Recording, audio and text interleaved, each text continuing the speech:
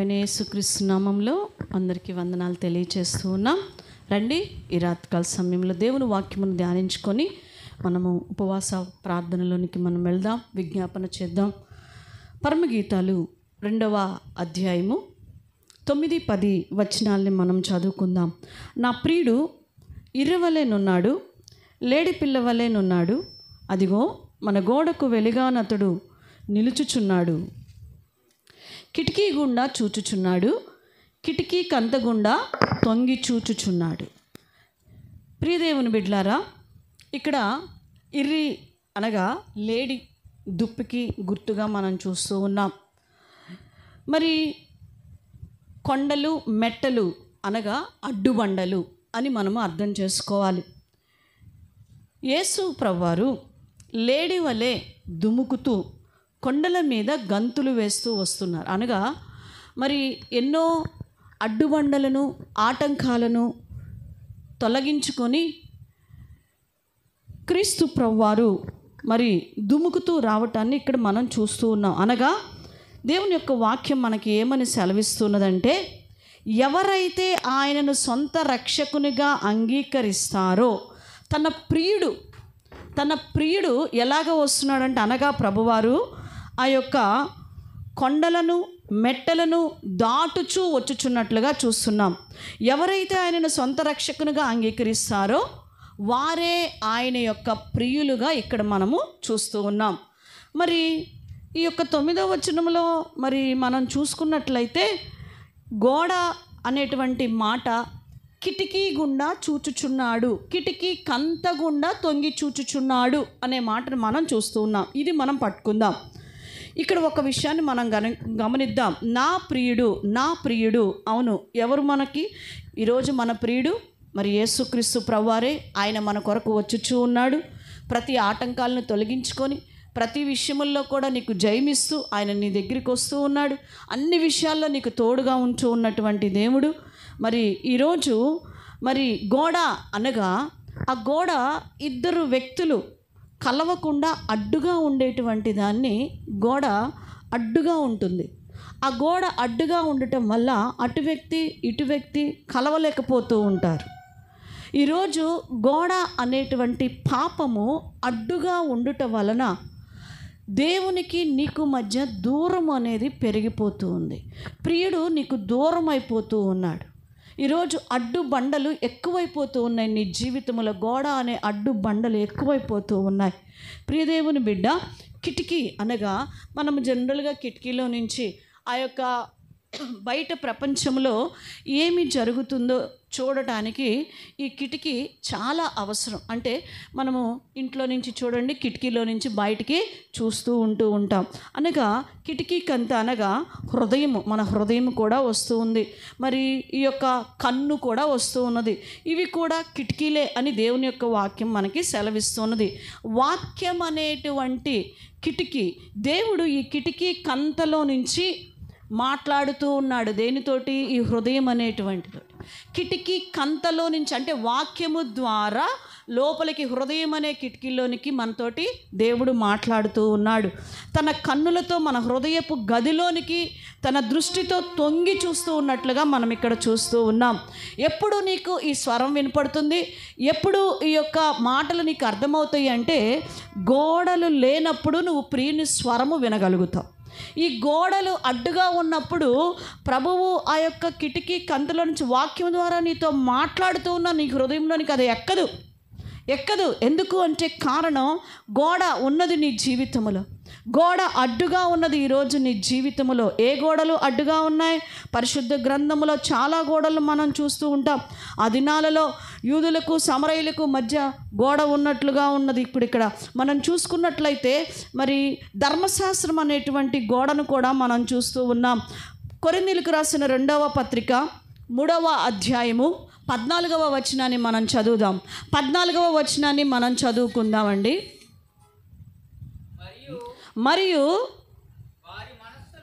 వారి మనస్సులు కఠినమాయను కనుక నేటి వరకును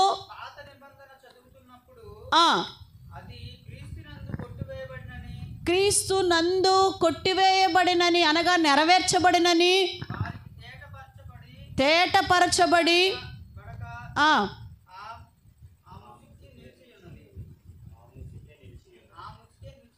ఆ ముసు అంటే వారికి తేటపరచబడల, ఆ ముసుగు నిలిచిపోయినది. ధర్మశాస్త్రం అనే గోడను ఈ దినాల్లో కూడా చాలామంది అదే పాటిస్తూ ఉంటారు.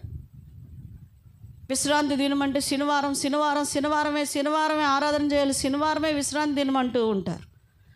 ఆచారమును అలా తీసుకొస్తూ ఉంటారు. ప్రియదేవుని బిడ్డ, ఈరోజు ఏ గోడ నీ జీవితంలో ఉన్నదో నాకు తెలియదు. యెషయా అంటుంటారు చూడండి, యెషయా గ్రంథం 59వ అధ్యాయము 1-2 వచనాల్ని మనం చదువుకుందాం. ఇక్కడ పాపం అనే గోడను మనం చూస్తూ ఉన్నాం. రక్షింపక నేరక యుండునట్లు యెహోవా హస్తము కురచకాలేదు, విననేరక యుండినట్లు ఆయన చెవులు మందము కాలేదు. మీ దోషములు మీకును మీ దేవునికి అడ్డముగా వచ్చును.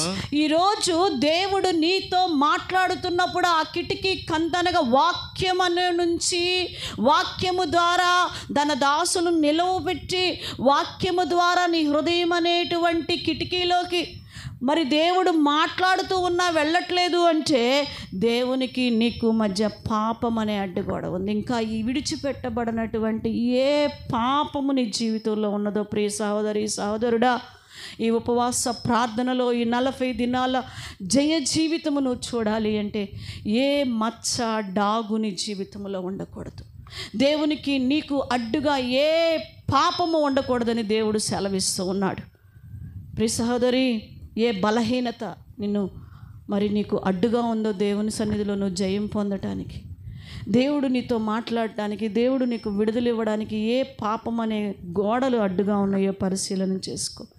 మనకి తెలుసు మరి అవిశ్వాసం అనేటువంటి గోడలను కూడా మనం చూస్తాం. ఏం గోడ అండి ఇది? అవిశ్వాసము అనేటువంటి గోడని మనం చూస్తూ ఉంటాం. ఈ అవిశ్వాసపు గోడ మనము చూసినట్లయితే మార్తలో మనం చూస్తూ ఉంటాం. యేసు ప్రభువారు వస్తున్నప్పుడు కొన్ని అవిశ్వాసముతో కూడినటువంటి మాటలు మాట్లాడుతూ ఉన్నది. మార్త, నువ్వు నమ్ము అంటున్నాడు ప్రభువారు. ప్రియదేవుని బిడ్డ, ఈరోజు మనము నమ్మాలి, మనం విశ్వసించాలి దేవుణ్ణి. అప్పుడే మన జీవితంలో మనకి జయము కలుగుతూ ఉన్నది.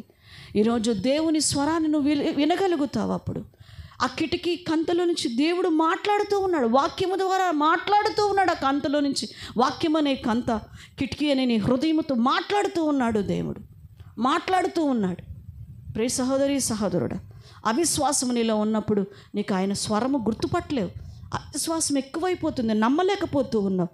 మనస్పర్ధలు అనేటువంటి గోడలను కూడా మనం చూస్తూ ఉన్నాం.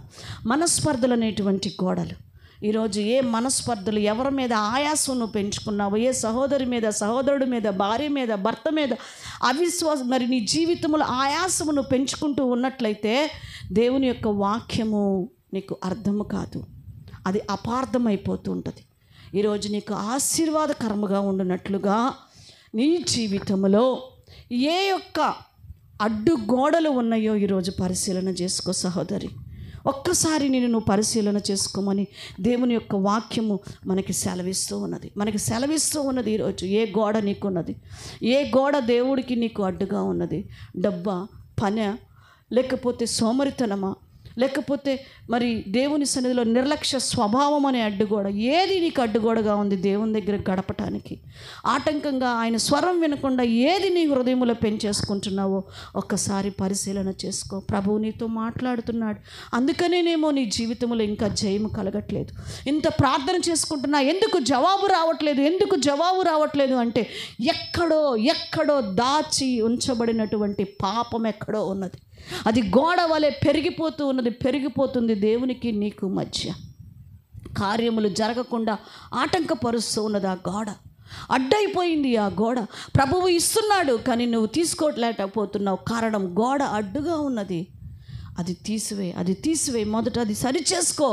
ఎక్కడ దాగి ఉన్నదో అడుగు ప్రభువుని, ప్రభా ఎక్కడ నాలో ఇంకా లోపములు ఉన్నాయి ప్రభా అని సరిచేసుకో. కూర్చొని గుర్తొచ్చిన ప్రతిదీ కూడా ప్రభు దగ్గర అడుగు. విడిచిపెట్టు.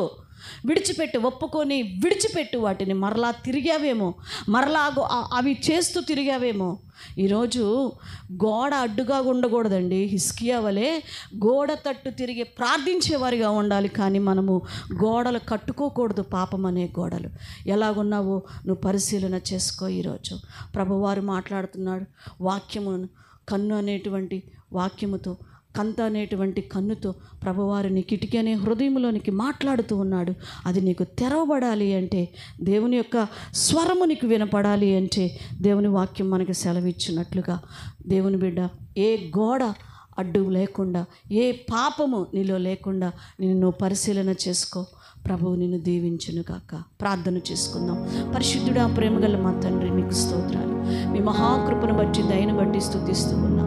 ఈ రాత్రికాల సమయంలో నా తండ్రి, ఇదిగో మీరు నాయనా, నా తండ్రి మా కొరకు నాయనా గంతులు వేయించు నాయనా, అడ్డుగా ఆటంకాలుగా ఉన్న వాటిని తొలగిస్తూ మా కోసం మీరు వస్తూ ఉన్నారు. నా ప్రభా, అన్ని తొలగించి మా కోసం మీరు వస్తూ ఉన్నారైతే, ఇదిగో మేము పాపమును గోడగా కట్టేసుకుంటూ ఉన్నాం ప్రభా. అడ్డుగా ఉండిపోయింది ప్రభా మీకు మాకు మధ్య నాయన. దాన్ని సరి చేసుకోవడానికి సహాయం చేయండి నాయన. ఆ కంతు నుంచి నాయనా, ఆ కిటికీలో అనేటువంటి మా హృదయంతో మీరు మాట్లాడుచున్నారు. మాతో మీరు మాట్లాడుతున్నా మాకు అర్థం కావట్లా, వినపడట్లేదు ప్రభా. కారణం మా పాపమే, మా దోషములే నాయన, మా అవిశ్వాసమే ప్రభా. మమ్మల్ని క్షమించండి, మాకు సహాయం చేయండి, కృప చూపించి నాయన నీ ఆత్మతో శక్తితో మమ్మల్ని నింపి బలపరచమని నాయనా, మేము జవాబులు పొందినట్లుగా నాయన సరిచేసుకునే కృపను మాకు ఇవ్వండి నాయన. జయము చూచినట్లుగా ఇంకా నాయన మీ సన్నిధిలో నాయన మమ్మల్ని మేము నల్లకొట్టుకుంటూ కూడా మాకు నేర్పించి కృప చూపి ఆశీర్వదించమని యేసు నామములో స్తుతిస్తూ ప్రార్థన చేస్తున్నాం తండ్రి. Amen. Thank you. God bless you. ప్రార్థన చేసుకునండి. మీకోసం మేము కూడా ప్రార్థన చేస్తూ ఉన్నాం. Praise the lord.